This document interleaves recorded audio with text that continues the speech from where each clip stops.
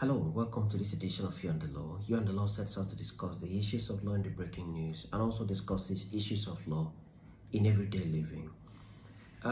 You remember that not long ago, the President of the Federal Republic of Nigeria, President Bola Ahmed Tinubu, presented the budget of the Federal Republic of Nigeria to the National Assembly for deliberation and approval. He presented a budget of 27 trillion naira. The practice is that after the president has presented the budget, it is left for the heads of departments and parastatals of government, heads of institutions of government, of the federal government, to appear before the National Assembly and defend the content of the budget as estimated for them, as proposed for them. So you have to go before the National Assembly and satisfy the National Assembly on why the content of the budget for your departments, for your institutions, should be approved for you, for your institution to be approved for you as presented in the budget. And just this morning, the Comptroller General of Nigerian Prison Services, also called Correctional Center, appeared before the Senate and made some revelations that have left Nigerian citizens talking. Let me quote him. He said, "The budget for feeding each of the inmates that we have per day is 750 naira per person at 250 naira per meal." Okay, so he's talking about 3 square meals at 250 naira per square meal, making it 750 naira per day for the inmates.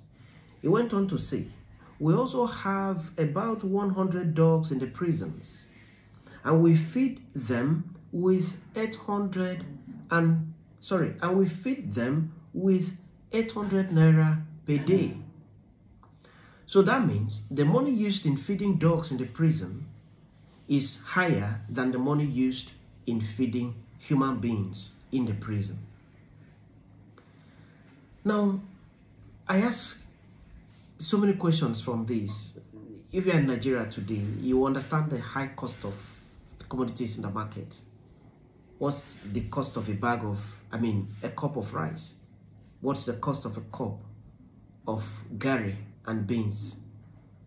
So when I hear that an inmate is fed with 250 naira per meal, making it 750 naira per day, then that tells me more about the quality of food given to the inmates. Now, the Comptroller also made mention of the fact that out of about 80,000 inmates in the country, across the country, only 30,000 are those that have been sentenced. 50-something thousand are those usually called awaiting trial inmates. And this is where I am concerned. It is the awaiting trial inmates that have scrambled over the facilities meant for those that should really be in prison, those that have been found guilty, and those that are having their cases really ongoing. It is the awaiting trial inmates that scramble over the facilities and also scramble over the amount of money that should be used in feeding the other people properly. And the problem of the awaiting trial inmates in this country is largely the police. So you see a situation where someone goes to see the police, a person is arrested, and then he's taken before the magistrate's court. The magistrate's court has no jurisdiction to try the matter, but the magistrate assumes jurisdiction to remand the person in prison custody. And that is the situation that goes on in this country almost on a daily basis. I think there is hardly a day that someone is not sent to prison by magistrates through the application of policemen. And they go and stay there in the awaiting trial section of the Nigerian Correctional Center. And they congest the facilities that should be kept for other people in the prison. And the saddest part of this is that in most of these instances that the police will just bundle people and land them in prison, there is no evidence against them. Absolutely no evidence. So what you see is a situation where such people are kept in prison custody for 1 month, 2 months, 3 months. Some even stay as much as 1 full year, no trial, because there's no evidence against them in most cases. Matters that the police should settle between two individuals, for whatever reason, they take the matter to the court, magistrate's court, has no jurisdiction. Next thing, they dump the person in prison custody. And this is the reason for the overcongestion of the prison facilities in the country, to the extent that facilities that should be used, money that should be used in feeding prison inmates decently as human beings, is scrambled upon, to the extent that only 250 naira is budgeted per meal for an inmate, and 750 naira only is budgeted for a day, while 800 naira is budgeted for dogs, each dog in the correctional center. I think Nigeria should give more value to human beings. Nigeria should look at the current situation in the country now. 250 naira cannot buy any good meal, and therefore there is need to increase the amount of money budgeted for the feeding of inmates in the country.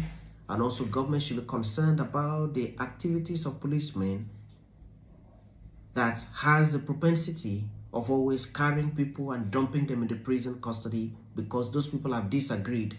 Those people have not complied with what policemen have asked them to do at the station. And so by way of punishment, most policemen will just carry these people and land them in prison custody, and they become awaiting trial inmates scrambling for facilities that should be available for those that really have reason, that truly have reason to be in prison custody.